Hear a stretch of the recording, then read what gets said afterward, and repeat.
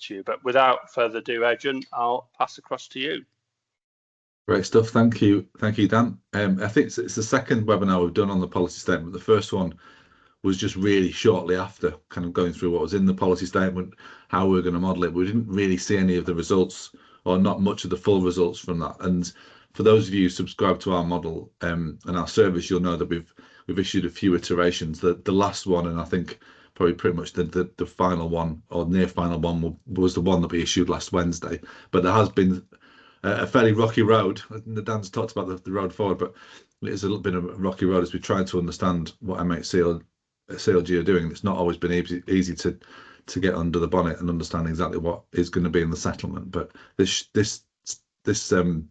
presentation today is kind of taking you through what's in the model, what that looks like, how things have changed, comparing our last model following the June update. So we issued a model back in July, which is kind of like our final version of modeling the June consultation paper. And then we're now comparing our December model, which models the policy statement, and looking at the change between the two, because there have been some really important changes. And I will be circulating a model after this webinar, which helps you understand what the movements have been and try to interrogate what's happened since the summer compared to now, because that will help you to understand what's changed, but also give you a bit more confidence about what's in the model and why things have moved, and why things have moved in your favour or moved against you. It's the flavour of some of the individual things that have changed, but we'll look at each of those in more detail. And then I'll try and illustrate what that looks like by drawing on a few individual local authority kind of archetypes, really, to show you what happens for certain types of Met, certain types of unitary, outer London boroughs, districts, counties, etc. And then finishing up with what are we expecting over the next few weeks, and some lobbying recommendations, if that's the sort of thing that you think you need to do. So starting off with, what does the model look like in terms of forecast changes in core spending power over the next 3 years, from our model, looking at this at class level. And this seems to be the currency that officials are talking to authorities about for core spending power, the 3-year movement, either in percentage terms or in cash terms. And some of you, I think, will have been given those 3-year numbers for you to compare and check against. So we understand this is in line broadly with MHCLG's modelling in terms of the rough shape of the outcomes. And we can see here that Inner London is still well below the average, 16.6% average over the next 3 years. Inner London way below that, only 6% cash increase. Outer London, though, doing incredibly well. It was the best of the bunch last time in the summer. It's even more so this time, plus 27%.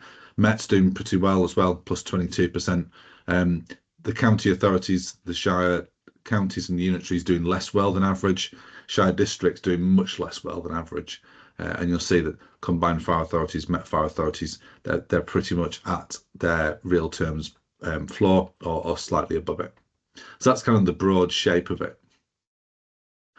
If we look at the upper tier authorities and look at the winners and losers, or the gainers over the next 3 years based on the latest modelling, you can see there at the far left you've got some different sorts of authorities. You've got some of the big metropolitan authorities, Birmingham, Manchester, having some of the biggest increases. Some of the outer London boroughs too, Hounslow, the one we've focused on there, but there's also Newham and others too, Brent too, quite a few outer London boroughs there. The one with the biggest increase in our modelling for the next 3 years is Luton, over 50% increase in core spending power over 3 years. But some really big increases for some of those larger outer London boroughs, unitaries, Mets with more urban characteristics gaining from council tax equalisation. Then as we move down through the range, pick out some authorities like Warwickshire and Lancashire, some of the biggest increases, well, the biggest increases for county authorities is Lincolnshire, they're slightly below that, Durham as well. Hackney in London Borough with a slightly above average increase over the next 3 years. And then if we move down a bit further, you'll see places like Rochdale and Blackpool doing kind of around the average, but not around the average, I'd say. And then on the far right, some interesting authorities in that grouping. There are some metropolitan authorities who we would have expected to do a lot better. Sunderland, South Tyneside and Knowsley, but for various reasons, they're not doing particularly well. Then we've got some rural authorities that are doing particularly badly, and I think remoteness has really affected these authorities. Westmoreland is one, Cornwall slightly further up the scale, but Westmoreland and Furness has definitely done very badly. And then on the far right, the ones that have done by far the least well are places like Surrey, and Windsor and Maidenhead, who've got very large tax bases and low needs, Richmond too, and then some inland London boroughs who are losing very heavily, Westminster, Hammersmith and Fulham, Wandsworth, etc., etc. So that's the kind of the broad shape of it from the upper tier authorities' point of view. Slightly simpler when we look at the lower tier for shire districts only. We see some authorities, some shire districts doing particularly well: Harlow, Norwich, Epsom and Ewell, Basingstoke and Dean, places that actually have got quite big urban characteristics and have gained a lot from the temporary housing, the TARNF. A big change there for them, and then a lot at the -5% funding floor. Northwest Leicestershire is the one we'll track all the way through it, but that does not tell the whole story for lots of shire district councils. Then if we look at the gains and losses between the June proposals and the November, or between our summer model and our latest model, for upper tier authorities, you can see there on the left hand side some really big increases for in London boroughs, outer London boroughs, and a selection of Mets and like Birmingham, Manchester, Sheffield, etc. Big increases in funding compared to the summer, and also places like Luton. We saw they had the biggest increase, and they've had that part of that is because there was a big increase between the summer and now. A lot of more county authorities in the middle we see a bit more static. Warwickshire, Bath and North East Somerset, for instance. And then on the right-hand side, the losing authorities relative to the summer. An interesting mix here. We've got some like Westmoreland and Furness and Cornwall who have lost heavily from remoteness. Interestingly, we've also got some authorities like Blackpool, Knowsley and Middlesbrough losing, and we'll see they're losing a lot from the children's RNF, and then places like Northamptonshire and Trafford as well. For shire district councils, it's kind of the other way around from what we saw previously, which is that the ones that have gained the most are places like Northwest Leicestershire, Dartford, South Cambridgeshire, Hinckley and Bosworth, Cherwell. As we'll see, they're places that have got a huge amount of business rate growth, and they've gained massively from that, the way that the BRS income has been taken into account in the model. On the other end of the scale, the places that have lost are places like Norwich, for instance, who we saw previously. Actually, they were doing relatively well compared to in terms of 3-year core spending power increase. But of course, this just shows you the movement between the June and the November modelling. The overall picture is that Norwich is still gaining. So another way of looking at the changes that have happened since the summer and that were proposed in the policy statement is to look at the share of core spending power, so excluding the impact of the quantum change, which has been quite an important driver of change within our model.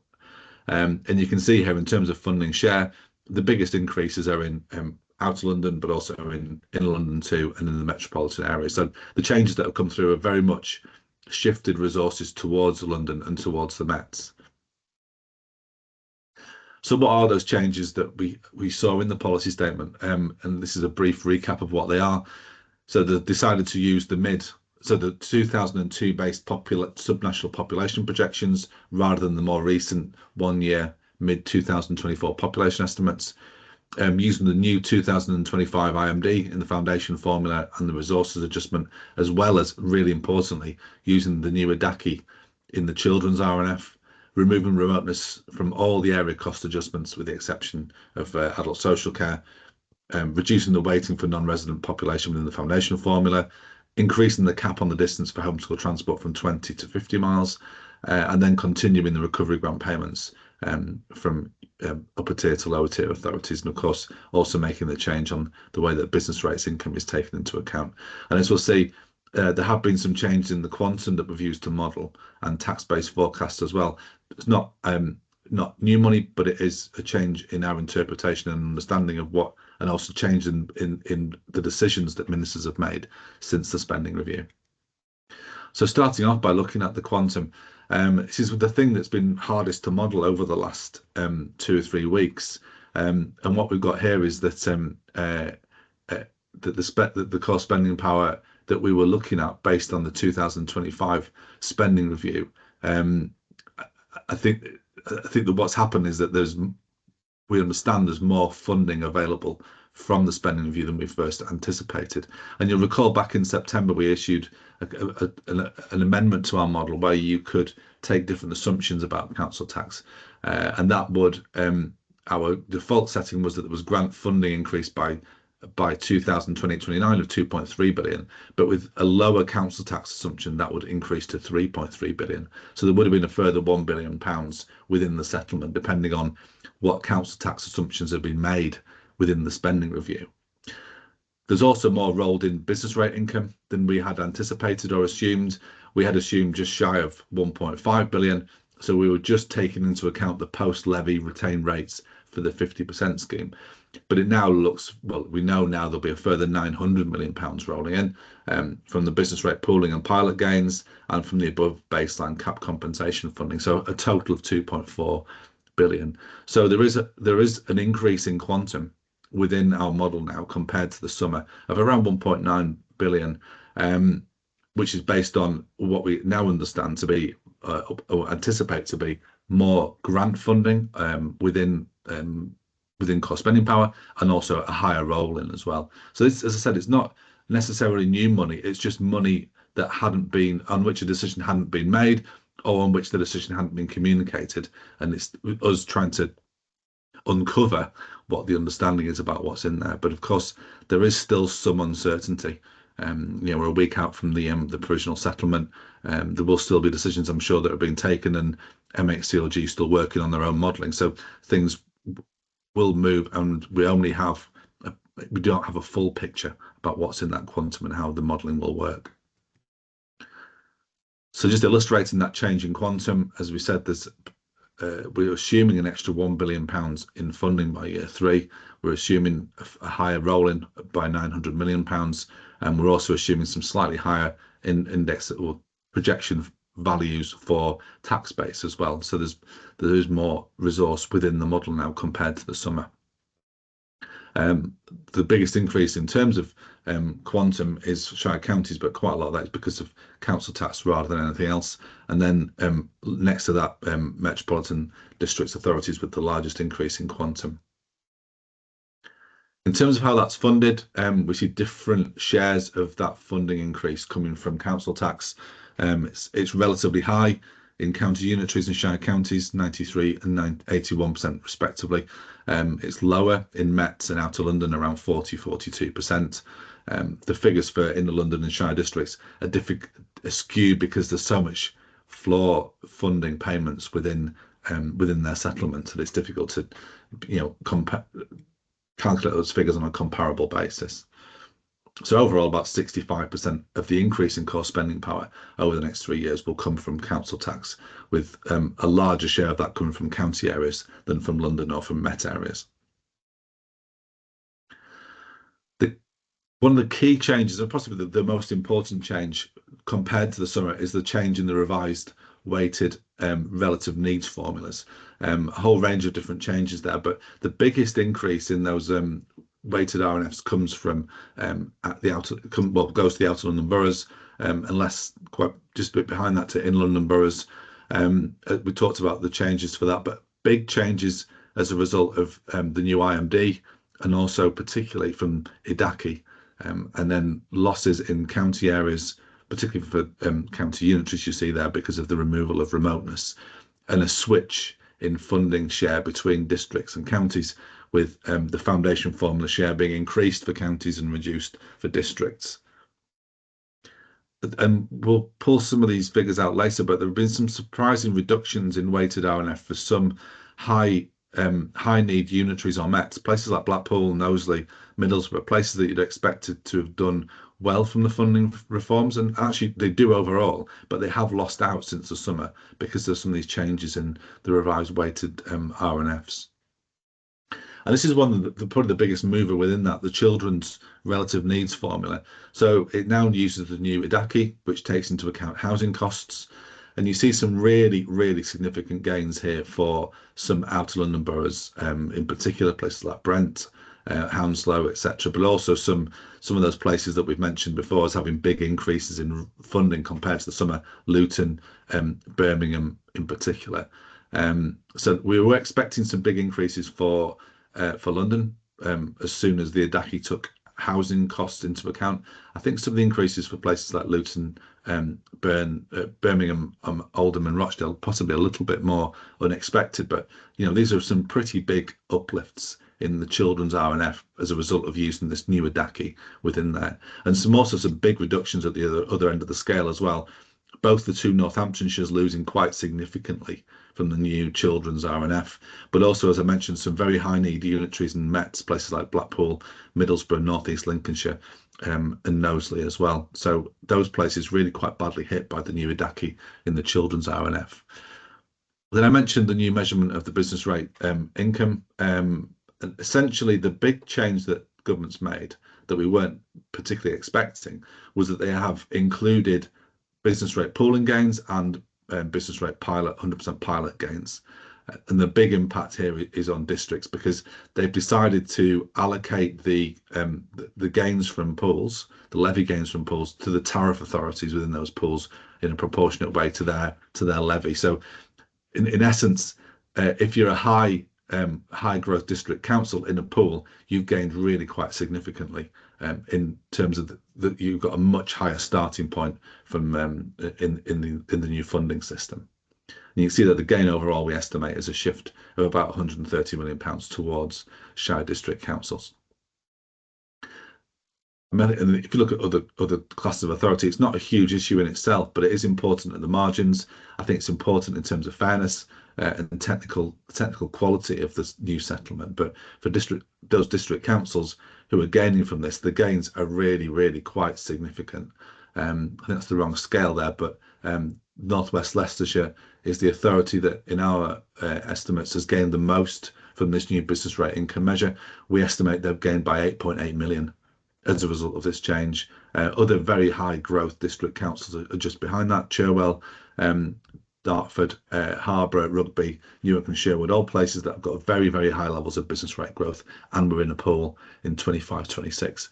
So some really big increases in funding for those authorities. And I know from the initial responses I got from those authorities when we'd first put the business rate income into our model, their numbers look quite different for 26-27 onwards than they did in our previous, in the summer version of the model, much higher.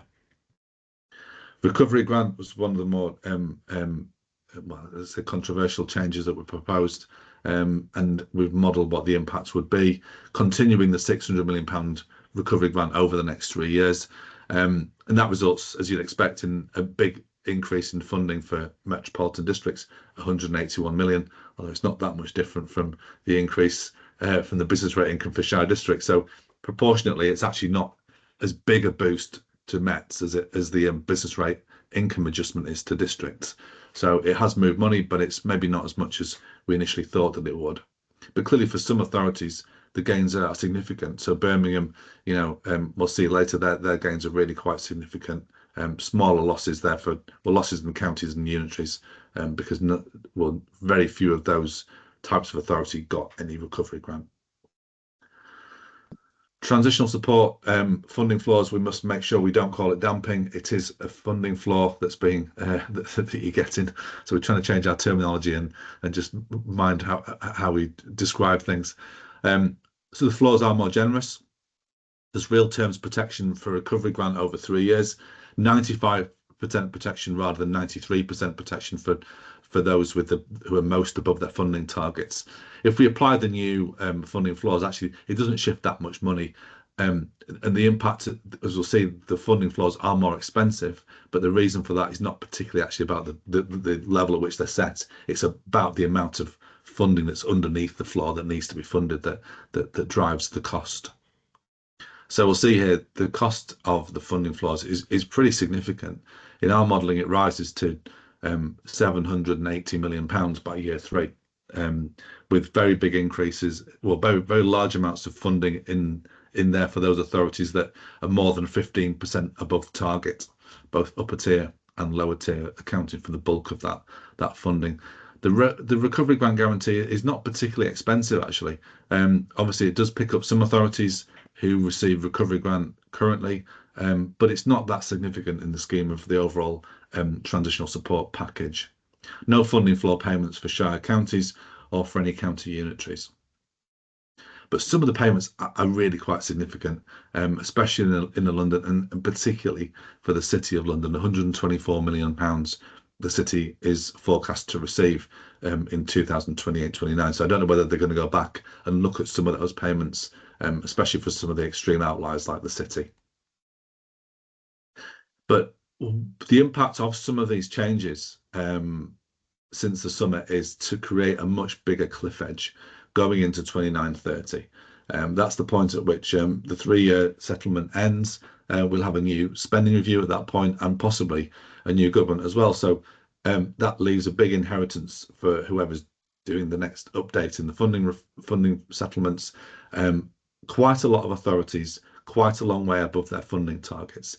And that presents quite a problem. So particularly for shire districts and for Inner London, we estimate shire districts are about £328 million above their funding target. That's about 10%. For Inner London, it's even bigger, 558 million, about 12%. In cash terms, it's quite sizable for metropolitan authorities, about 400 million, but it's only about 2.3% above target, mostly driven by the cliff edge created by the continuing recovery grant. So that does create a problem, and it suggests that well, first of all, there is still considerable damping in the system by year 3.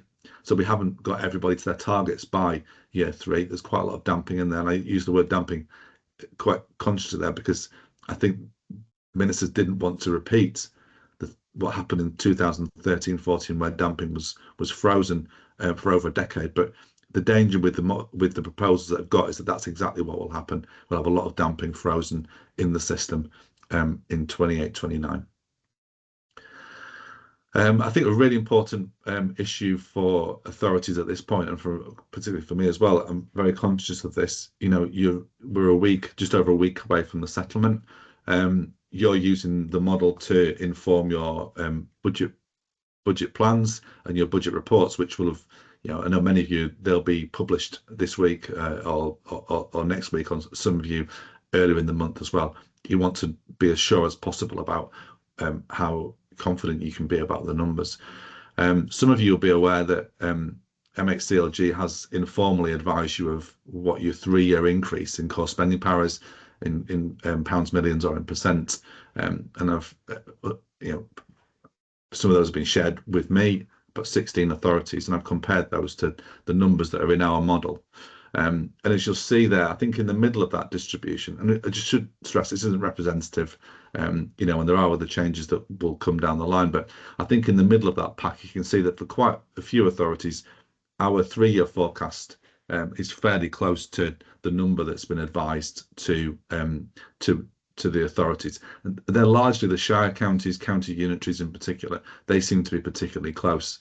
There are some bigger variances you see on the right hand side there for some inner and outer London Mets and inner and outer London boroughs, and the one Met that we've got about 2.5%, and I'm talking to a couple of those about what that variance might arise from. But as you can see, there's quite a distribution there. Some are a little bit above, some are a little bit below, which kind of suggests that possibly the quantum is possibly about right. But I think there's just not enough data to draw any firm conclusions. So I think really bear that in mind when you're using our forecast, that, you know, even though we're very close to a settlement, there's still some elements we just don't know yet, and which will change the outcome of the settlement when it's actually announced next week. Now, just to finish off, we'll just run through some kind of archetypes really to show you what the new numbers look like. So starting off with Birmingham, which this shows you the change in the 2028 core spending power figure in the policy statement, our modelling following the policy statement compared to our modelling following the June consultation. And you can see that a really huge increase in core spending power in our forecasts for Birmingham. So an increase of, you know, over £300 million, 17.5%. But you'll see that the bulk of that, 171 million, comes from using the new weighted RNFs. So that big increase in funding share that derives from the new children's RNF principally. You'll see as well a relatively large increase in cash terms, at least 72 million from the new quantum, the 1.9 million pounds increase in quantum that we're modelling. But someone like Birmingham, they're gaining from pretty much every proposal that's come forward since the summer. You can see there were 27.8 million pound increase from different Bandy assumptions. Actually, I was going to point out was the 24.3 million pound increase from the continuing recovery grant. Birmingham gets 39 million pounds, but obviously when the 600 million pound recovery grant was being rolled into SFA, Birmingham got a larger share of that. So the net gain by year 3 for Birmingham from continuing recovery grant is about 24 million pounds. So it's probably about 2/3 of the actual recovery grant value that it's receiving. Blackpool is an authority that I might have assumed would have done better. It does relatively well from the proposals overall, but obviously you can see here it's lost quite heavily from the new weighted relative needs formula by 30 million pounds. So it's gained on all the other changes, but the impact of that, the new weighted RNF, is to reduce the overall core spending power by 10 million pounds. That's a reduction of 3.8%. So that's quite a significant change. And even though Blackpool has still got the highest IMD score, 43.5, it has got it's been badly affected by that new children's relative needs form. That's quite a big material reduction. Hounslow continues to fly high. It had a very large increase in the June proposals, and that continues to go even higher in the policy statement, partly from the higher quantum, but particularly from the new weighted RNF. So a lot of that's driven by the increase in its share of the weighted RNF. Now looking at a couple of a district council, North West Leicestershire, as we highlighted earlier, gains 8.8 million pounds from the new business rate income measure, and you can see there that our core spending power forecast for North West Leicestershire in June was 24.9 million. It's now 34.3. So there's been a huge 9.3 million pound increase in core spending power as a result of all the changes that have come through, principally business rates income measurement. So that's a huge change, and it's only when you see the cash starting and cash finishing position that you realize what the change is. If you just look at the cuts in funding within the 3-year package, it actually looks like North West Leicestershire is losing 95%, but in reality 95% of its business rate pooling gains are being preserved by the funding floor. Have a quick look at Westmoreland and Furness. We noted them earlier on as an authority losing very heavily from the remoteness adjustment. It's losing for quite a number of other things as well. Only a small increase in the quantum, but a big reduction from the new weighted RNFs, so resulting in quite a big cut in its core spending power. So you can really see the impact there that removing remoteness has an authority like Westmoreland and Furness. Hertfordshire, just an example of a high tax base, low need Shire County Council, a small increase, but the increase in quantum of about 39 million is almost entirely wiped out by the selection of other changes that we've made to our modelling and decisions that ministers announced in the policy statement. So you can see that's pretty static. So you can see there's a whole range of different experiences for different types of authority. Not everybody's up because of the quantum changes, being some quite big reductions as well. So before I hand over to Mark, one last slide, which is looking at next steps.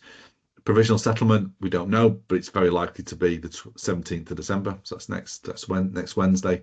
One of the most popular days for a settlement, Wednesday. So that looks like the most likely day. On the day briefing will come out on that day, short, but in the evening of the day of the provisional settlement, and we'll be focusing a lot on the variances between the settlement and our modelling, and then we'll update the MTFP model as soon as we can after that, and we'll certainly aim to do that before Christmas. Potential for further lobbying, it's pretty limited now. Certainly pre-provisional settlement, everything's locked down. It's difficult to change it before then, but there are some issues I think that some authorities could probably do some work on and come back on in the consultation period after the provisional. Removing remoteness from the area cost adjustment, I think, is possibly the one that's got the most legs. I'm not sure of the justification for fully removing it from everything apart from adult social care. That wasn't in the consultation. The use of the DACI within the children's RNF has had some really quite odd results. Authorities might want to challenge whether that was fully consulted on in advance. The recovery grant we've talked about in quite a bit of detail, and then the transition, its cost and its calculation. I think some authorities will want to query how that's done and whether that should be more generous to them. So there we are. Mark, I will hand over to you. I will hand over to you now. Thanks, Adrian. I'll just whilst Mark's teeing up his slides, and that's incredible. I only realised a couple of days ago, I used to be the 151 for a year at North West Leicestershire. I remember telling them the 8 million above base will disappear soon. And they said, no, as it won't. And now it turns out they're probably right, because most of it will feed through. So that was really insightful, that stuff. So hopefully everybody found that useful. We're going to pass to Mark now, just to by way of introduction. Mark's recently moved on from SITFA, where for the past 3 years he led the work on the collection fund, council tax and business rates for SITFA Financial Advisory Network. He's now self-employed, helps local authorities build and embed skills and knowledge needed to manage all of these things, business rates, collection fund, etc. Mark was also a member of the MHCLG Reset Implementation Working Group, so brings a lot of first-hand insight to the topic that he's about to take you through. I should say, Mark and I went through these slides yesterday, and I've done a dabble with business rates, both as a 151 and as someone doing collection fund, and it's heavy stuff. It's true the government is taking a lot of risk out of business rates, but it ain't taking any complexity out of it. So I'll pass you across to Mark, who hopefully will help you with some of that complexity. Over to you, Mark. Cheers. Thanks, Tom. Hopefully, I think is the operative word of business rates, as always. It's nice to present this to you this morning. As I said, got about half an hour, got about 15 slides or so. And I'm going to talk through really what's happened over the last year in developing the proposals for updating business rates. Want to try and make it as practical as possible. So at the end, I really kind of sat back and thought, okay, then, well, given if I put myself in the position of a practitioner or a Section 151 officer, what are the things that I'd focus on? Because, you know, with business rates, quite often you can get lost within the kind of technical detail and forget really that there's some core messages that you can take away. So I'll finish on that, but I'll start with just kind of covering the objectives. And before we get into the objectives, where I started off with this year, when I was invited onto this implementation working group, I kind of looked at what MHCLG were trying to do and the timescale they were trying to do it in. I mean, they've got all the tax policy changes to deal with, the reset, the revaluation, alongside kind of the wider funding funding settlement. And I looked at this sort of 12 months ago and thought, you know, there's a good chance that the business rate system will end up in an unmanageable mess at the end of this. And I put on the slide there what I really think MHCLG tried to do over the last 12 years. And before I get into the detail, I think it's worth just saying I think MHCLG have done a pretty good job. Now, you might disagree with me when I go through some of the proposals, but given what MHCLG were asked to do and the environment that they were asked to do it within, and the timescale they're asked to do it within, I think the proposals that they come up with are a real step forward. And I'll try and point out some of the changes and some of the improvements that I think are implicit within the the updates. Now, I'm not going to cover this slide because Adrian covered it. This is really, I mean, this is summarising what Adrian pointed. I mean, it's clear right from the start, commitment from MHCLG that they wanted that all the resources currently within the business rates retention system were going to remain with the local government sector. Now, there's an element of redistributive effect in there. The money, sort of the same totals in there, but it might go somewhere differently. But I'm not going to cover that because that's Adrian's covered that. What I am going to cover, that was baselines. I'm going to cover kind of another sort of baseline, really. We're on the transition baseline. And this really is the engine room for some of the changes and how MHCLG have operationalised the reset. And the thing, if you looked at anything to do with business rates, you'll have seen that graphic on the left, which is difference between business rates baselines and baseline funding level. And those are the two baselines that use as part of the national resource distribution system and resource allocation system in business rates.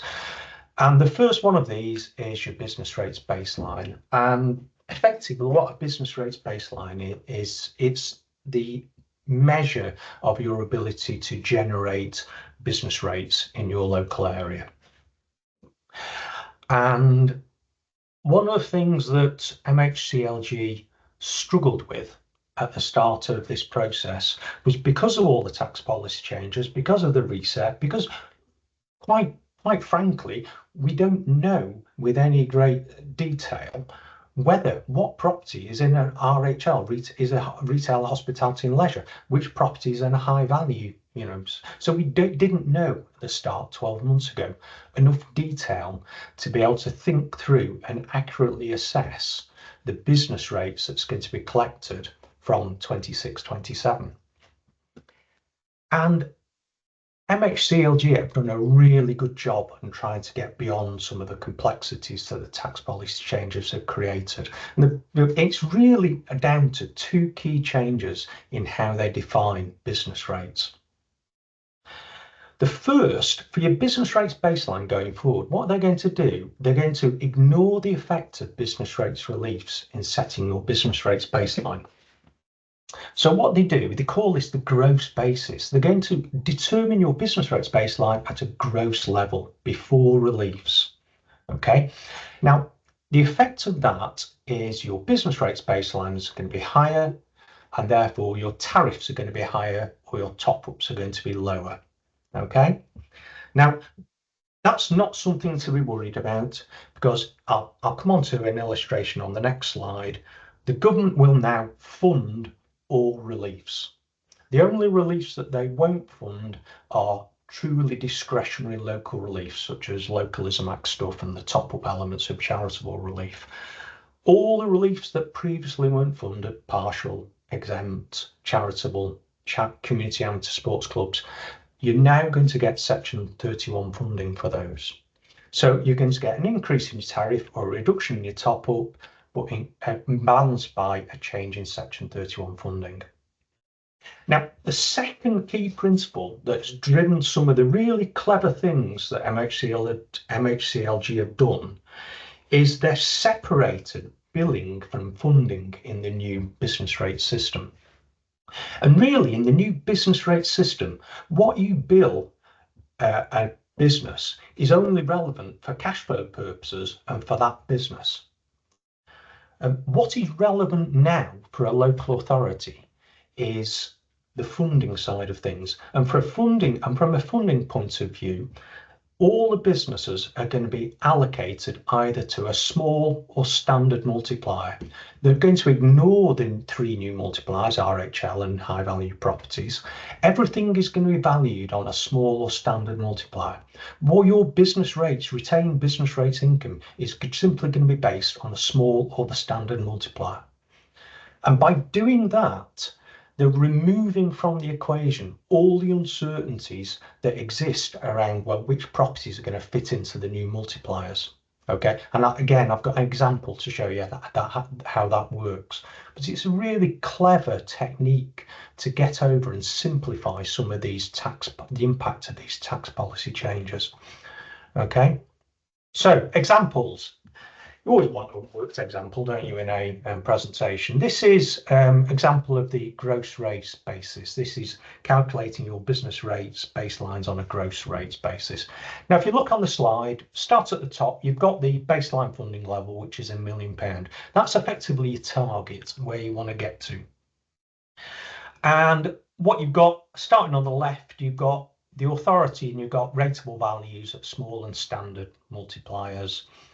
Now, the old system was that what used to happen, you used to get the rateable values times by the multiplier to give you gross rates, and then you took off the relief values to get the figures in the right column, what's called the net collectible basis for business rates.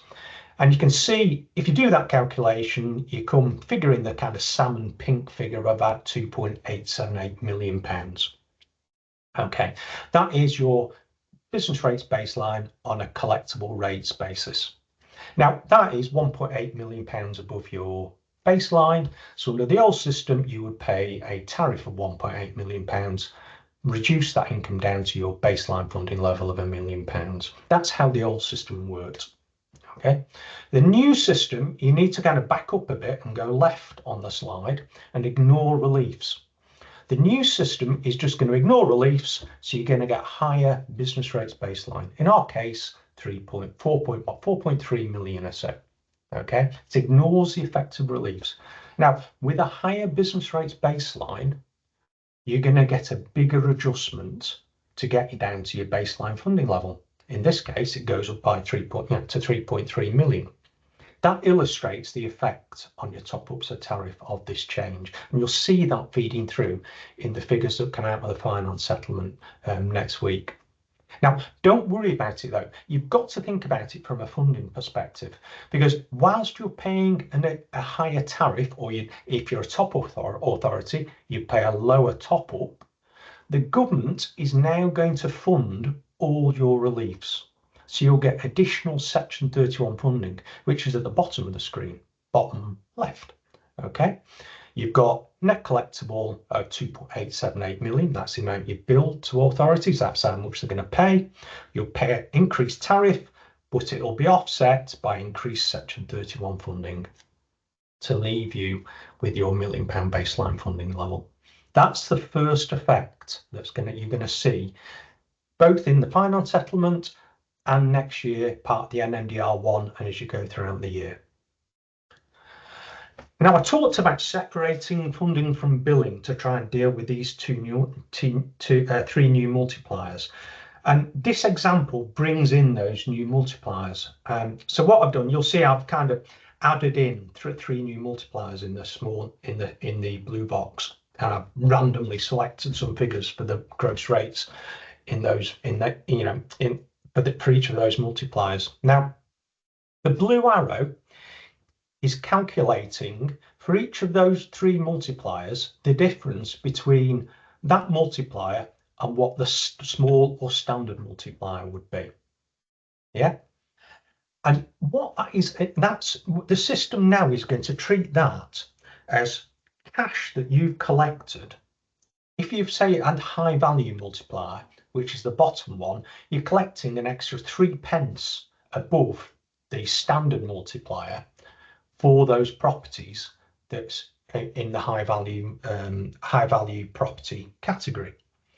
And if you've got a discount, so you've got the 5p discounts from the retail, hospitality and leisure multiplier, you're effectively collecting less than you should for those in a cash basis compared to a small or standard multiplier.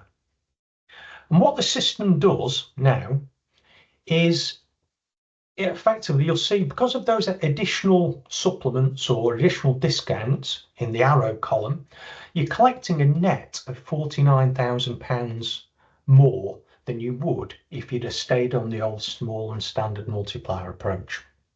Okay, so you got £49,000 more than you would do if you just valued it all at small and standard multiplier.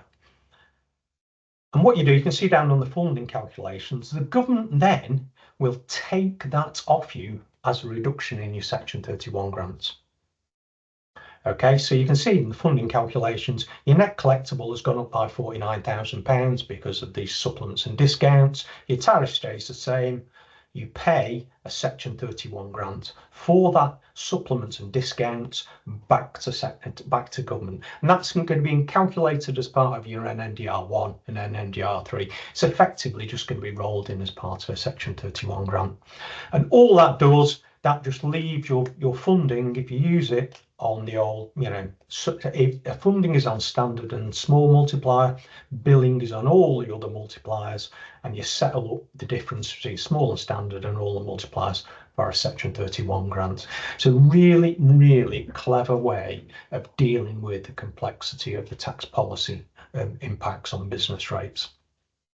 Now, Talk about baseline funding levels. This is the key thing that I'm a bit uncertain about. There's an area of this that I think Adrian talked about. There's one or two areas that you still need to get a bit of detail on, and there's something in baseline funding levels that you do need to, that's still a little unclear. But anyway, what are baseline funding levels? Well, it's the post-reset starting position. The design of the system is designed so that on the 1st of April next year, after paying your tariff or receiving your top up, you should have your baseline funding level. Okay, unfortunately, as the slide says, of course, they're not available yet. They're still being worked on. I've seen the MHCLG methodology. They're almost there. You know, they will be available by next Wednesday or whatever the finance settlement is announced. Okay, once they're set, your baseline funding level at the start of the reset period, they won't change. All they're going to be is updated by CPI. Okay, so once you've got it, you're stuck with it. Okay, and the entire change in your baseline funding level will be brought in year one. Okay, they're not going to be, I shouldn't say damped, it's not going to be stepped in. Your change in baseline funding is going to be brought in 100% in year one, but of course, as Adrian mentioned, there are transitional protections. They include a reference to 25-26 business rates income for transitional protection purposes. So key principles on your baseline funding level, how they're going about determining that. As Adrian said, the key principle is they want all resources, business rates resources, to remain with local government.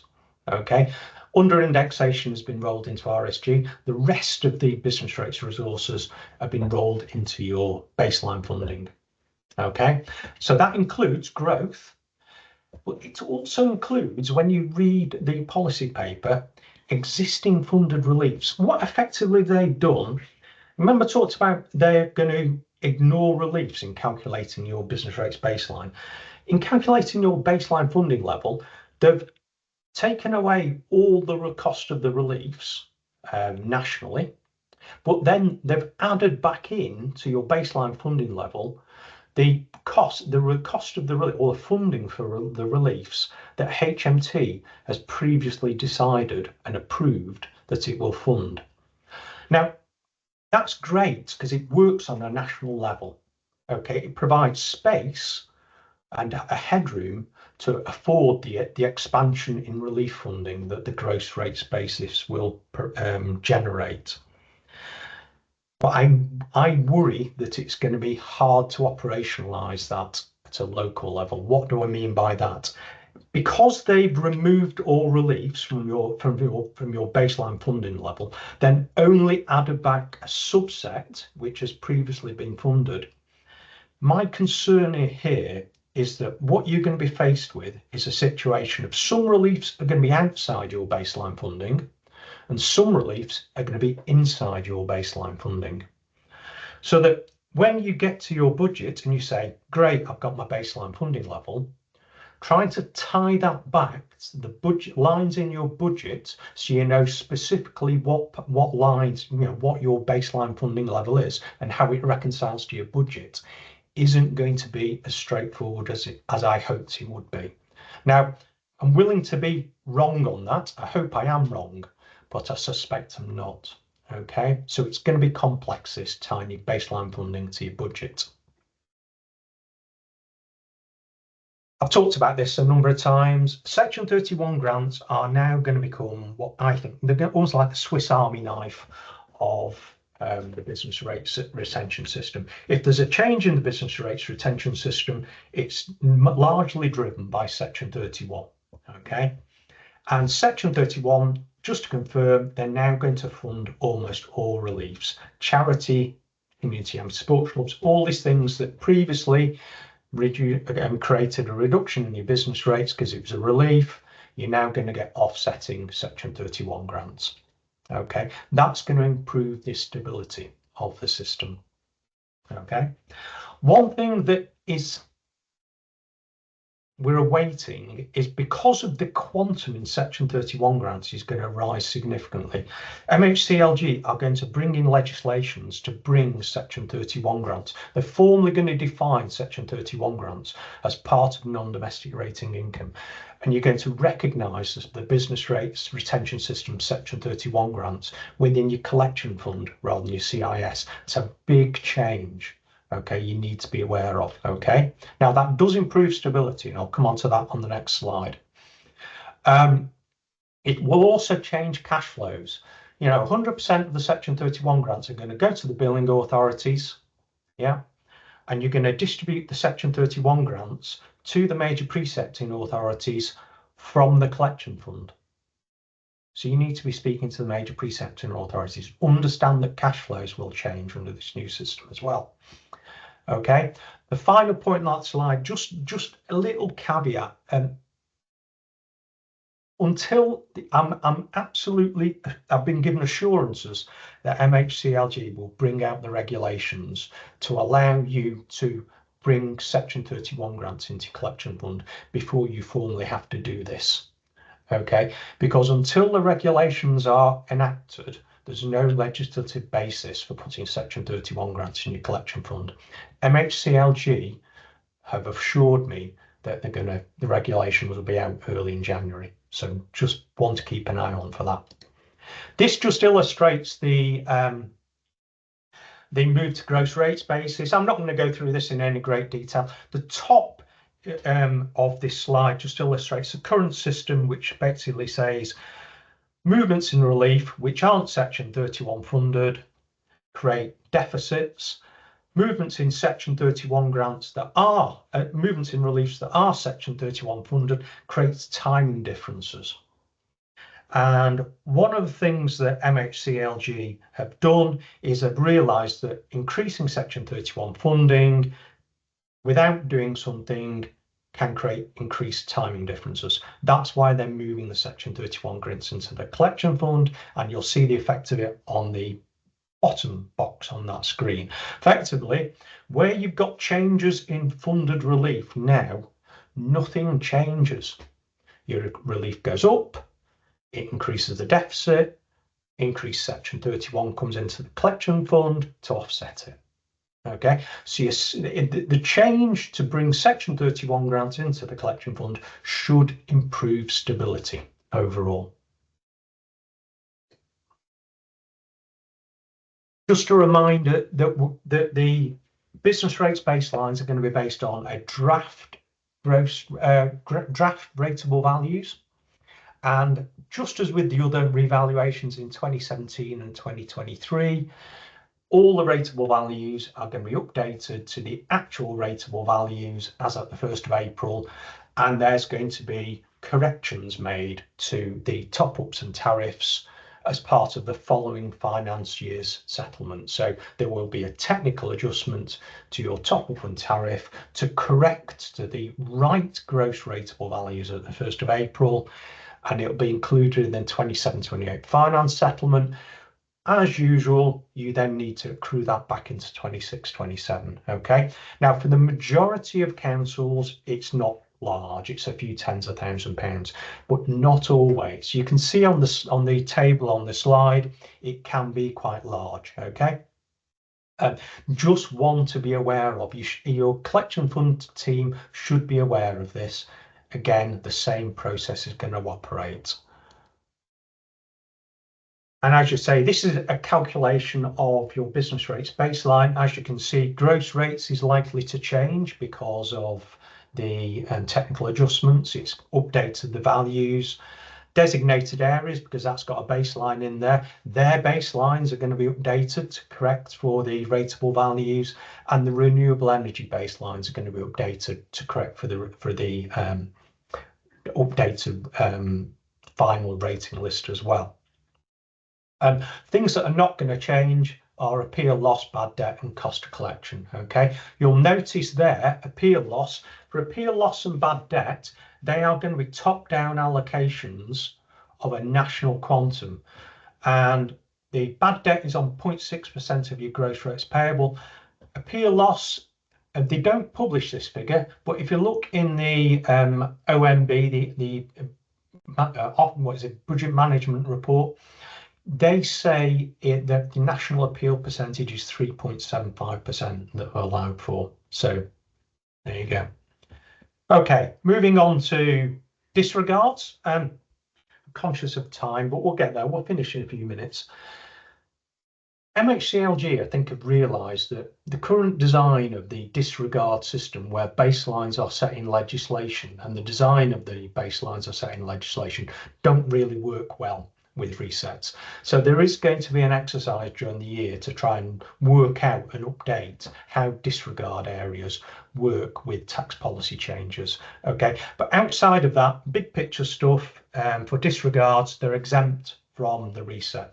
If you've got growth in your disregard, and that's renewables and designated areas, you retain it. Okay, the only thing that's going to be updated is your baselines for the revaluation, and that's a normal process. Okay, similar thing with the same supplements and discounts approach will apply to designated areas. Okay, but slight difference in that there's going to be a nil floor to this grant settlement for supplements. So if you've collected a lot of 5p supplements for your high value properties that normally you'd have to pay back to central government, if that would result in a net negative adjustment for the supplements and discounts, it's subject to a nil floor. Okay. And other one, next one I think is going to be interesting, because government has not been able to update the basis of calculating the baselines for designated areas. Is still on a net rates basis, which means outside of, well, within designated areas, you won't be grant funded for the reliefs that up until now haven't been grant funded. So cash, charitable, property, empty properties, they aren't being grant funded because the funding for that is built into your baselines already, because your baselines in designated areas are on a net rates basis, not a gross rates basis. Okay. The final point on that slide, just to let you know, the government's confirmed. So I know some councils have struggled with some pre-put areas asking for their share of under indexation. Of course, under indexation is being reset, so it doesn't affect this year, but they've taken the opportunity to confirm in the policy paper that under indexation, if it happens in the past, is not a disregard. And what they've done is they've rolled indexation into RSG. So just, you know, that's something just for you to be aware of if you've got that sort of discussion going on in future with free ports and investment zones. Safety net and levy, we're going to cover in, I'm going to finish in 5 minutes. This is all changing. Your levy is going to be based on a marginal levy rate, and it will apply to all authorities. Okay, so previously only tariff authorities paid levy. Now all authorities will pay a levy on growth. So if you're a top-up authority, you need to start planning for that.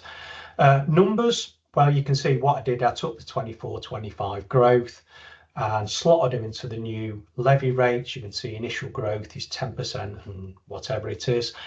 Bottom line, more councils will pay levy, but overall the levy rate will be less, particularly in the first years following the reset.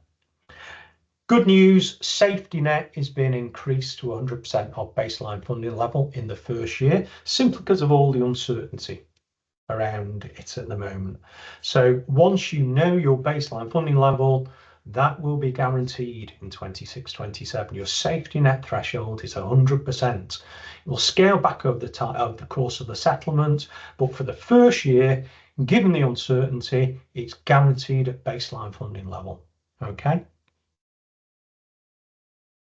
Talk about practicalities here. I've just got 2 or 3 slides on the practicalities. Budget impact. Don't forget, step away from all the technicalities. What you put in your NNDR1 is still what you should be budgeting for. Okay, the statutory overrides still apply, so try and get your budget as close as possible to your NNDR1.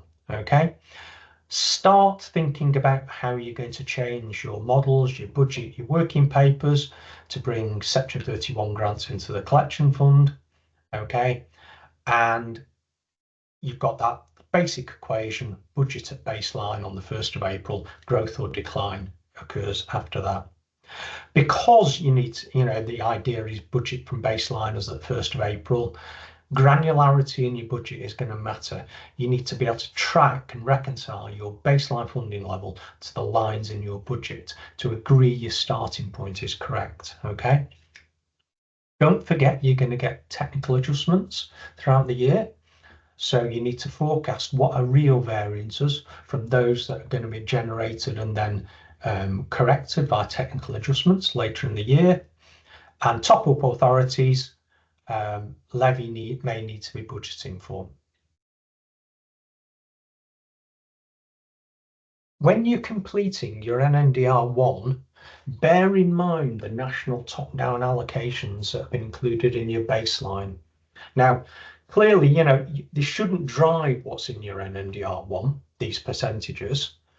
But if your percentages that you're using in your NNDR1 to produce your appeal, loss and bad debt are hugely different than what's been used to create your business rates baseline, you're effectively building in a different funding position and you won't get your baseline funding. Okay, so just bear that in mind when you're producing your NNDR1. Okay, and growth, we've talked about growth being, you know, funding now is on a small and standard multiplier. Okay, the one thing I would say about growth is it happens in every single reset, and particularly, you know, now you really need to be careful and keep an eye out for likely changes in your gross rates position immediately after the reset. Because once, you know, 1st of April, any changes in the rateable value in the rates list will be corrected via a technical update up until the 1st of April. After that, any changes, something closes, you're stuck with it. Excuse me. And it has created issues with local authority funding in the past. Final thing before we're on to come on to a final slide about section 151. I'm hearing stories from the field that the system suppliers are focusing quite rightly at the moment on getting billing patches installed. Clearly what you want, that's absolutely right, but you also need your systems to be patched so they can produce NNDR1s on the new basis as well. So if you are involved in producing your NNDR1, you know, just speak to your revenue systems team, check where they are up to with implementing the NNDR1 patch in your system. Headline messages for section 151 officers. Business rates retention system funding stays in the sector, just redistributed somewhat. And if you got, that means if you got a gain in the current system, you're going to be a gainer in the new system after transition with transitional relief.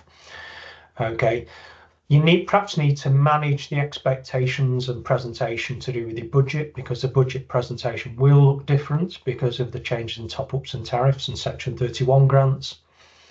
Don't worry though. The system, the fundamental design of the system gives you time to respond to budget variances. The system is designed so that whatever you put in your NNDR1 from business rates perspective, you'll get at year end in your general fund. It will give you a few months to react to changes. If you do get large gross rateable value changes immediately after the reset, I would consider speaking to the MHCLG if that basically you get a significant fall in your business rates and it's likely to put your stability at risk. I've been pleasantly surprised speaking to MHCLG at how cognizant they are of the risk around large falls in value immediately after a reset. Okay, so if you are in a situation where you get a power station close a week after the reset, you know, consider speaking to the MHCLG. And for designated areas, perhaps as an element, you need to perhaps, you know, be communicating some of these changes. The fact that MHCLG is going to do a review in the year, not going to be a full review, but there is going to be a review on the operation of the system in the new year. And they do operate on a different basis. You know, and they're not going to get the same level of section 31 grants because the baselines are going to still be based on a net rates basis. if you are kind of struggling with all of this, and I struggle with it as well, don't worry. One of the things that I'm here to do really is kind of offer some support, and I am, that's why I'm self-employed now, because I enjoy doing this sort of stuff. So if you are struggling to kind of get to the bottom and understand the implications of this, more than happy to come and have a chat with you about it. My offering, what I will do and what I offer is on the screen. But even before that, if you want half an hour, I'm more than happy to, pop on a Teams call and try and explore some of these things with you. So take the opportunity if you feel it'd be useful. That's my last slide, Dan, so I'll hand back to you. Thanks very much. Thanks, Mark, and thanks, Adrian. How many people have you heard say they really enjoy technical business rates? You've got to be really special to do that. But Mark knows his stuff. I can attest to that. So thank you both. It went over a bit. Apologies for that, guys. Really, really technical stuff, but really important stuff a week out from, or a week and a day out from the settlement. And we think it'll be next Wednesday. I don't know, Adrian, if you've seen a couple of things in the chat, and Mark as well, you've seen a few things in the chat. But so we'll cover those now for those of you who can stay on. But I open the floor also to you guys. Is there anything you'd like to know, any feedback, any questions you have, anything that strikes you from either of those two presentations? So just raise your hand if there's something you'd like to say or a question you'd like to ask. And Mark, straight in there. I'm following up on a few of the questions in chat, to be honest. So what I've got is, there's a lot on pooling. I'll give you my thoughts on pooling, but in a second. But I'll answer the question on NNDR1. I've seen a draft NNDR1. I think MHC and DeepG have done a really good job on designing the NNDR1. I expect it to be out this Friday or Monday. Good news is it's a lot simpler than it was. It's now down to 3 columns from the 6. And effectively, all it does is it asks you to collect information on the new tax policy multipliers at a gross rates basis. And it does all the clever calculations and produces your business rates, not, for the rest of the information, just using the old 3-column approach rather than not even small and standard multiplier. So, it's really a good simplification. I expect that to be out Friday or Monday, I think. And pooling, oh, well, reading between the lines, there's a lot of frustration with pooling, and I probably share your view, to be honest. And if I'm honest, MHCLG knows the information is coming out far too late to take action on it. Well, and Martin is right. I want to cover airports in a second, to be honest. Yeah, Martin is absolutely right. Pooling at the moment, I think it's going to be, once you see the mechanisms for what's missing at the moment for me is the calculation of retained rates to the weight on which you're going to pay levy. Until you see what reliefs are inside and outside of your baseline funding level, I think it's just difficult to try and do, which is frustrating, because when you actually look at the total levy that was actually paid and the total levy that would have been paid without pooling for 24-25, there are huge gains nationally from it. So I'm frustrated at everyone else with pooling, but it's just everything is coming out a bit too late and a bit too hurried to make a decision, I think. I liked Holly's approach. Basically, say yes to a pool, and if you don't like it, you can always withdraw later. And so there's something in that in tactical terms. I think the other way I look at it, Mark, probably is to say, we'll take a look, and if we feel we could do a pool in 27, 28, then maybe we can hold back some of the income in 26, 27, and then go ahead as you used to be once you're more familiar with the numbers. Martin's made a really good point, and it is something that is absolutely, when you look at the draft rating list that came out in September, I looked at it and you can see Hillingdon, Crawley, Luton, Uttlesford. And you thought, what have they got in common? I mean, they've all got airports. And, you know, Heathrow was already the largest ratepayer in Europe, and their rates bill, it looks like to have gone up by about 300%. Yeah. And it's a huge risk when you're completing the NNDR1, because, you know, if you've got a single ratepayer that's now paying you £300 million or whatever Heathrow does in a year, you've got an appeals percentage of 3.75% allowed in your baselines. How are you going to square that? Yeah. So will they be put straight into the safety net, Mark, if Heathrow appeals and gets a whopping great reduction? Yeah. I'm guessing so. But remember, they've got TR as well. So Hillingdon. I mean, there's one NNDR1 I want to see is Hillingdon's NNDR1 and the transitional relief figure in it. It'd be the world's biggest transitional relief figure. But yeah, and Martin, there's a really good point around for authorities that you're considering appeals provisions. Be aware of the changes in valuations that are coming on for those sectors. You know. Yeah. It's where I thought as well, Mark, for the for Luton, because they own the airport, so they pay the increased business rates as well as take the risk on the business rate side. So but you had Luton as the biggest gainer, didn't you, Adrian? Yeah, I thought I saw Dev come into the meeting earlier. I'm not sure if Dev's still here. Yeah, Luton looked like the biggest gainers on the fair funding side. So yeah, they deserve it. Yeah. Yeah. Is it so? We've got another one. Is increased provision for appeals are more likely to be in a safety net position? No, not in the first year, because you guaranteed safety net is at 100% of your baseline funding level in the first year. Now, you then ask the question, what is an outside? We don't know exactly what's in your baseline funding level yet. But the principle is you guarantee the baseline funding level in the first year. Beyond that, I think it'll roll back to standard safety net. But for the first year, no council should be in a actual safety net position, because you guaranteed your baseline funding level or your safety net, top up to your baseline funding level via your safety net. Yeah. Just a question, if Lindsay's still on, or if North West Leicestershire or Rugby or any of the super gainers from business rates, are you guys surprised then? You've done a lot better.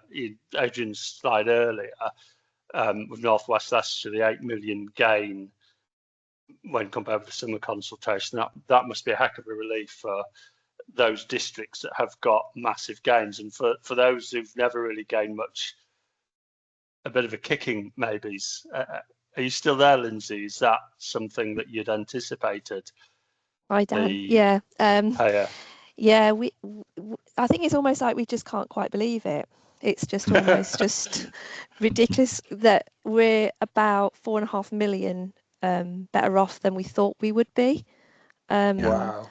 And you don't believe it until you see it next week. No, is what you say. No, I know. Yeah. We just keep checking Adrian's model, just making sure nothing's changed, and that we are really, it is really looking that it is really there. That figure is, what we're seeing. So it is a huge relief. But yeah, let's just hope that when the figures come out next week, that it's there.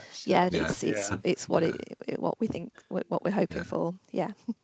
and presumably, Adrian, that'd be hard for them to change now, having, because that for me, when I was at North West Leicestershire, said, look, you will lose this gain.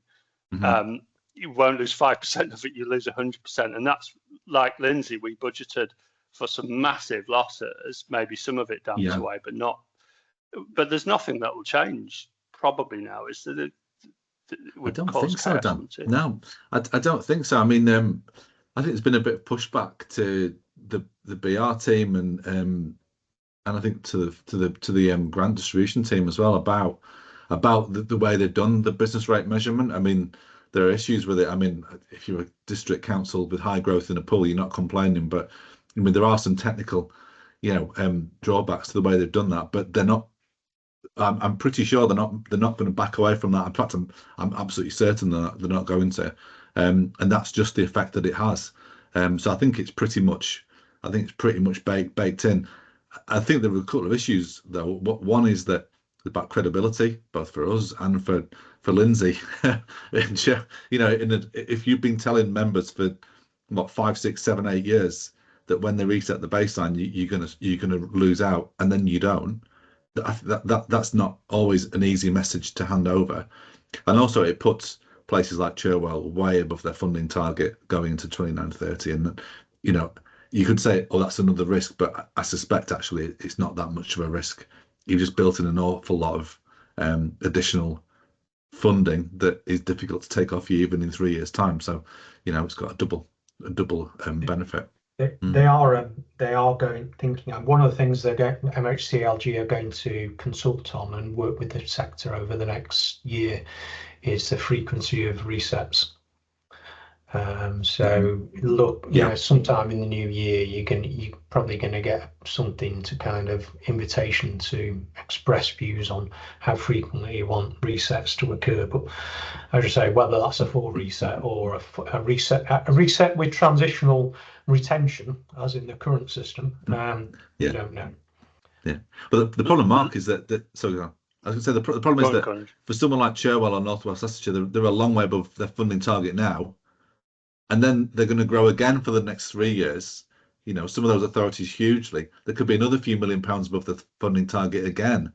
Transitioning them anywhere is that's a 10-year job, not a 3-year job. Question about designated areas that was scrolled up around. Is it possible to summarise the changes for designated areas clearly? It's always difficult summarising business rate stuff clearly, isn't it? I'll see if I can see. I see what I've got, but it is quite technical, and the issue with designated areas is because they don't play nicely with a reset, because the baselines are set in legislation, so you can't update the baselines. You retain growth, but the basis on which you set your deadline and baselines are also set in regulations, so you can't move from a net to a gross basis. So that's going to drive some of the issues around. You don't get some grant funding for reliefs in designated areas. So I'll see what I've got, but I don't think there's much around yet. I'm hoping that they might, publish something in the guidance notes to the NNDR1, to be honest, that might explain that. Yeah.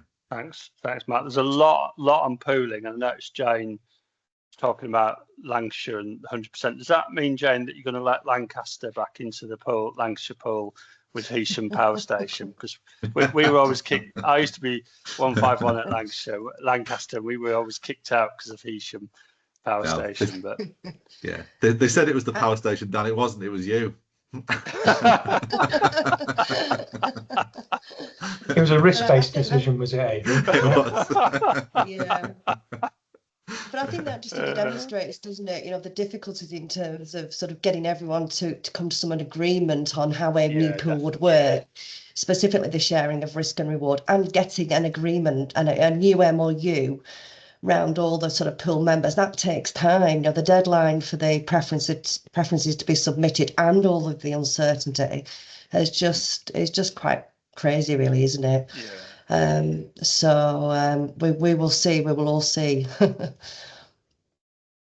Brilliant.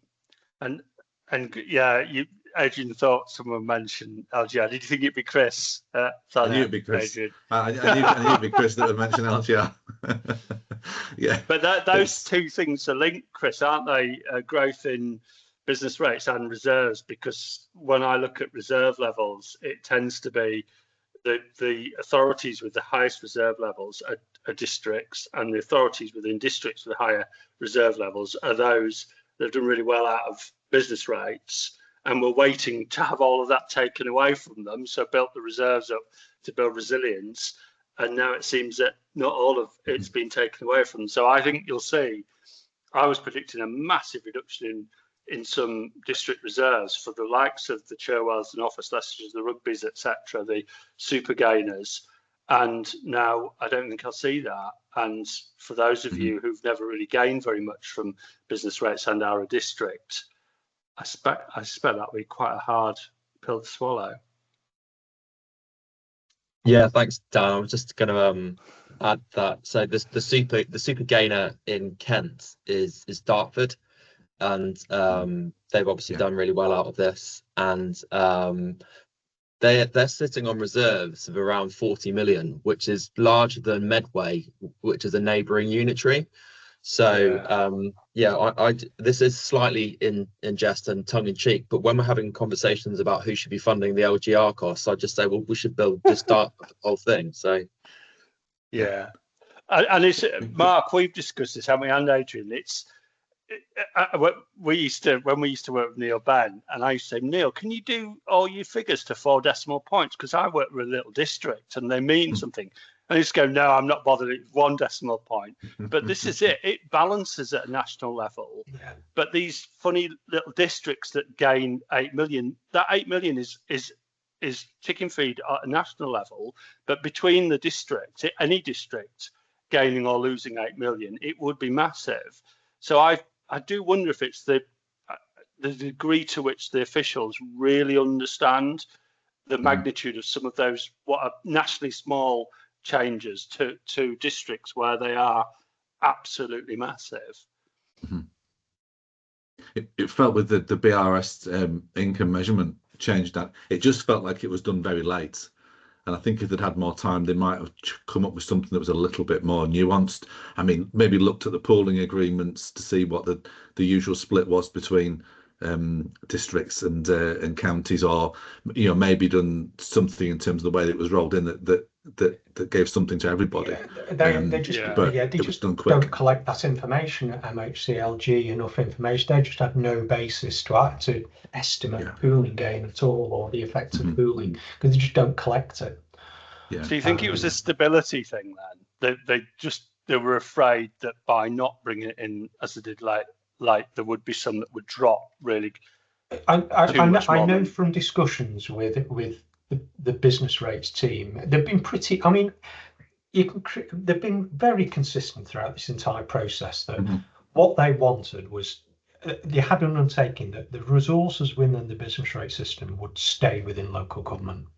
But the issue is at this late stage, it's just a lot less redistributed than we thought it was going to be. So I think that the other principle, Mark, was they were saying that they wanted to make sure that everyone, the baseline reflected the actual position they were in 25-26. So that's why they wanted to put the pooling gains back in. But I think the issue is that, say, North West Leicestershire, they didn't get all the pooling gains. I don't know what the MOU would have said there, but I'd be surprised if it was more than 50%.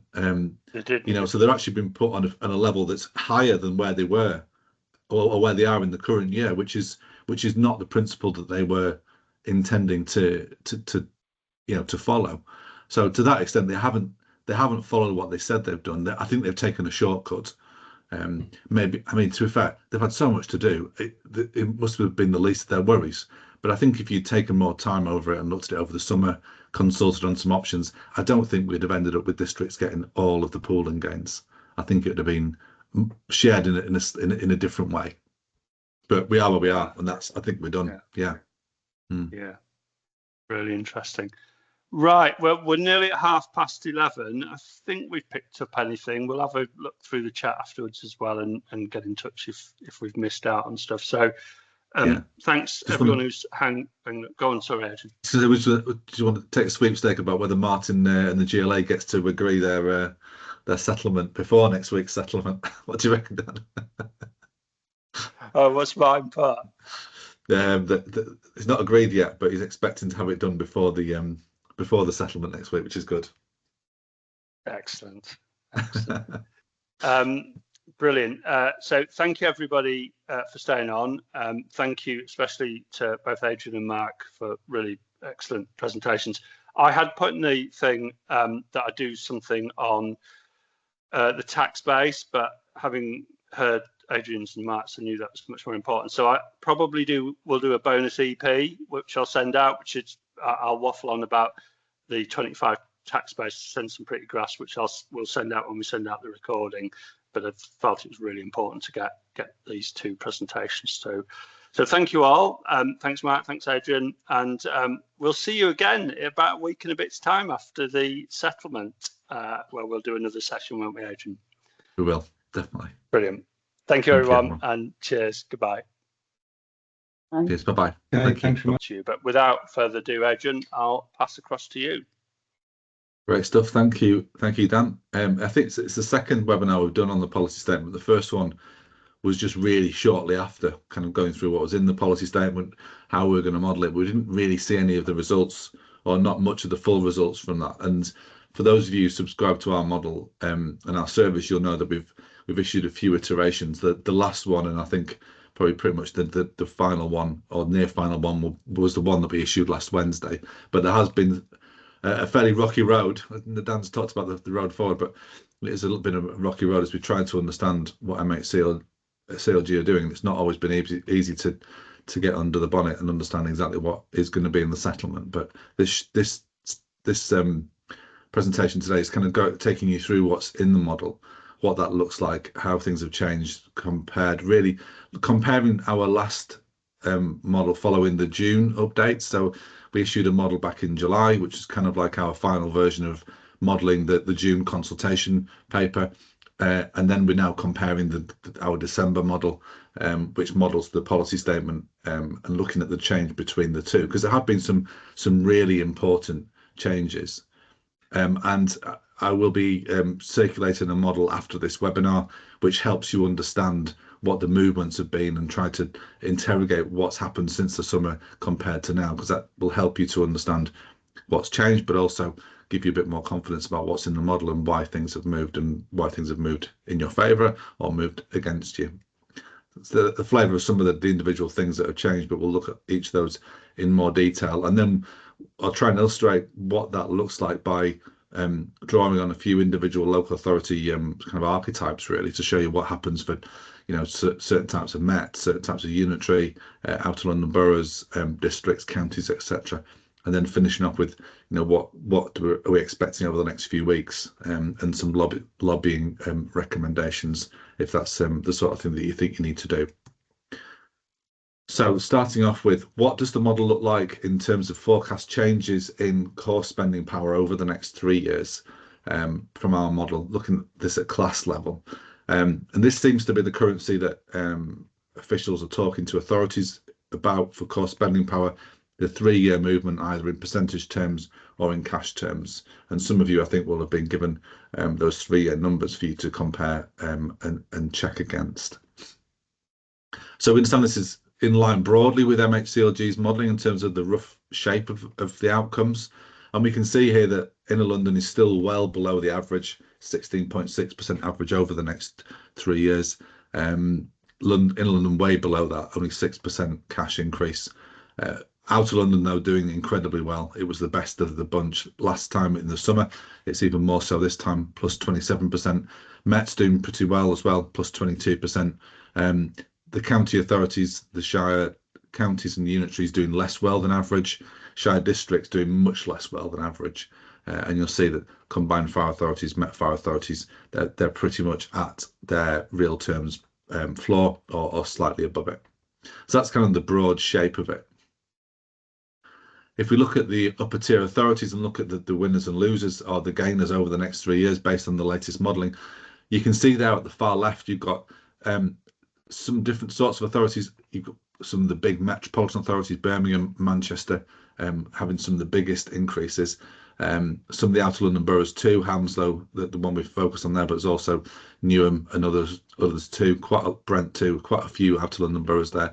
The one with the biggest increase in our modelling for the next 3 years is Luton, over 50% increase in core spending power over 3 years.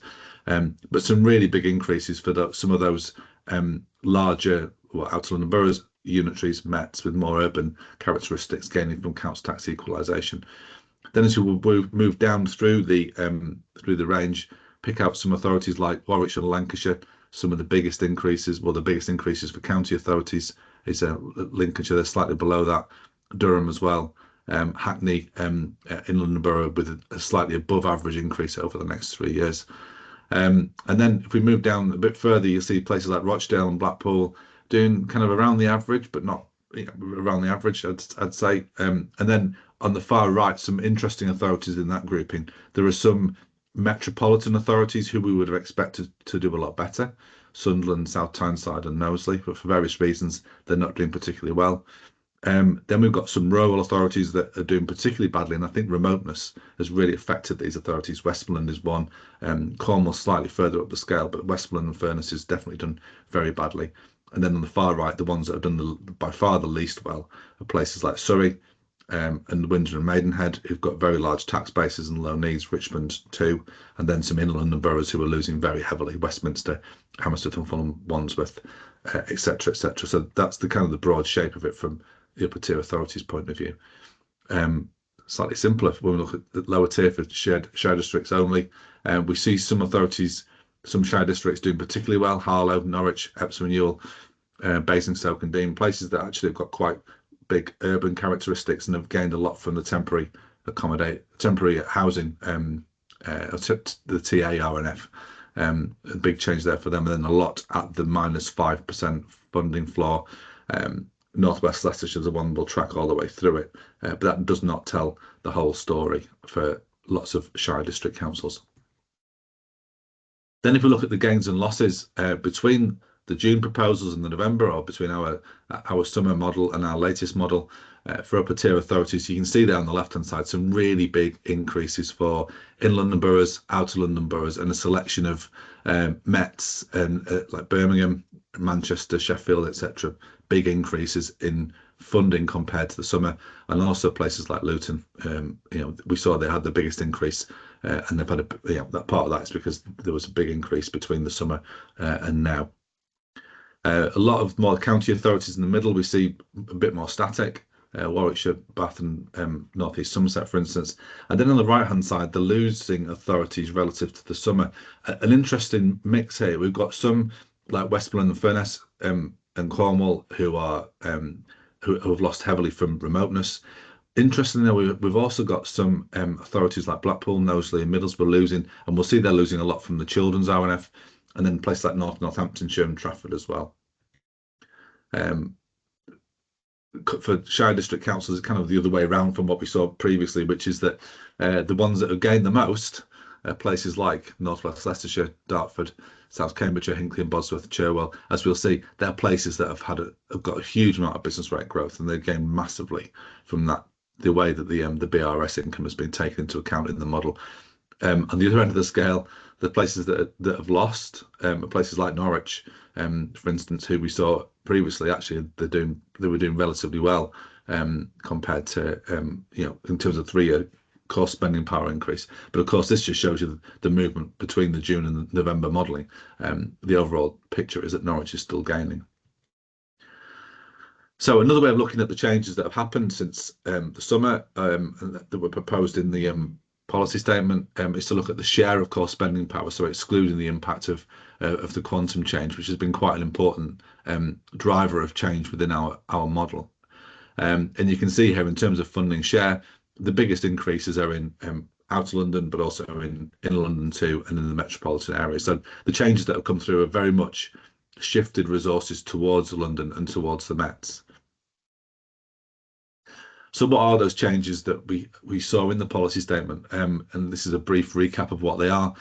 So they decided to use the 2002 based subnational population projections rather than the more recent 1-year mid-2024 population estimates, using the new 2025 IMD in the foundation formula and the resources adjustment, as well as, really importantly, using the new ADACI in the children's RNF, removing remoteness from all the area cost adjustments with the exception of adult social care, reducing the weighting for non-resident population within the foundation formula, increasing the cap on the distance for homeschool transport from 20 to 50 miles, and then continuing the recovery grant payments from upper tier to lower tier authorities, and of course also making the change on the way that business rates income is taken into account. And as we'll see, there have been some changes in the quantum that we've used to model and tax-based forecasts as well. It's not new money, but it is a change in our interpretation and understanding of what, and also change in the decisions that ministers have made since the spending review. So starting off by looking at the quantum, this is the thing that's been hardest to model over the last 2 or 3 weeks. And what we've got here is that the core spending power that we were looking at based on the 2025 spending review. I think that what's happened is that we understand there's more funding available from the spending review than we first anticipated. And you'll recall back in September we issued an amendment to our model where you could take different assumptions about council tax, and that would our default setting was that there was grant funding increased by 2028-29 of 2.3 billion, but with a lower council tax assumption that would increase to 3.3 billion. So there would have been a further £1 billion within the settlement, depending on what council tax assumptions have been made within the spending review. There's also more rolled in business rate income than we had anticipated or assumed. We had assumed just shy of 1.5 billion, so we were just taking into account the post-levy retained rates for the 50% scheme. But it now looks, well, we know now there'll be a further £900 million rolling in from the business rate pooling and pilot gains and from the above baseline cap compensation funding. So a total of 2.4 billion. So there is an increase in quantum within our model now compared to the summer of around 1.9 billion, which is based on what we now understand to be or anticipate to be more grant funding within core spending power, and also a higher roll in as well. So this, as I said, it's not necessarily new money, it's just money that hadn't been, on which a decision hadn't been made or on which the decision hadn't been communicated, and it's us trying to uncover what the understanding is about what's in there. But of course there is still some uncertainty. We're a week out from the provisional settlement. There will still be decisions, I'm sure, that are being taken, and MHCLG is still working on their own modelling, so things will move, and we don't have a full picture about what's in that quantum and how the modelling will work. So just illustrating that change in quantum, as we said, we're assuming an extra £1 billion in funding by year 3. We're assuming a higher roll-in by £900 million, and we're also assuming some slightly higher index or projection values for tax base as well. So there is more resource within the model now compared to the summer.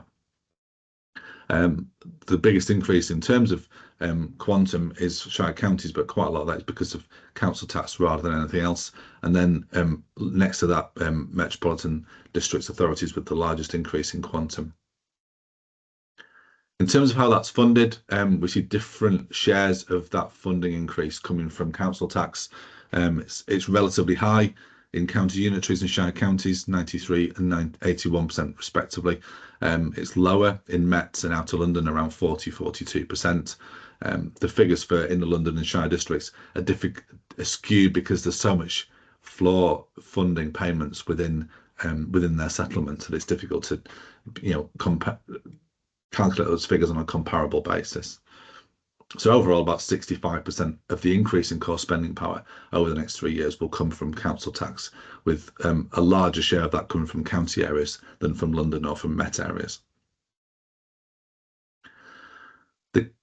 One of the key changes, and possibly the most important change compared to the summer, is the change in the revised weighted relative needs formulas.